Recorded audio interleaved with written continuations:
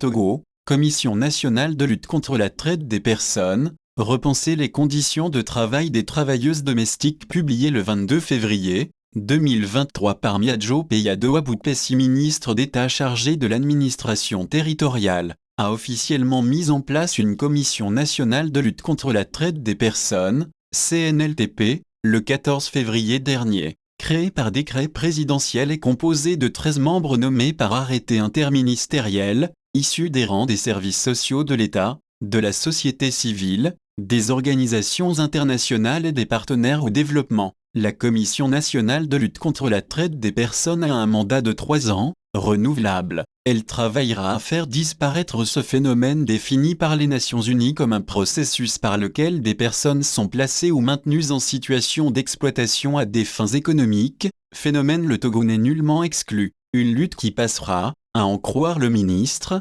par des actions déjà initiées, la création d'une commission nationale d'accueil et de réinsertion sociale des enfants victimes de la traite, la mise en place de comités locaux de surveillance, le renforcement des capacités des autorités de répression, ou encore l'installation d'une cellule de lutte au sein du ministère de la Justice. On veut bien croire que le gouvernement a pris d'importantes mesures comme l'estime le ministre, mais l'erreur serait de faire une fixette sur la traite des enfants qui certes mérite d'être combattue avec la dernière énergie au Togo, mais ne doit pas faire oublier le sort d'un autre corps de métier où l'exploitation à des fins économiques est une constante, les travailleuses domestiques, souvent en but au travail forcé assorti d'une faible rémunération et autres maltraitances déshumanisantes. Les travailleuses domestiques ont généralement un niveau de rémunération dû fixé par l'employeur, et encore au gré de ses humeurs. Elles se retrouvent ainsi dans une situation de précarité économique qui les empêche de subvenir comme il se doit à leurs besoins les plus basiques. Entre condescendance et mépris de leurs employeurs,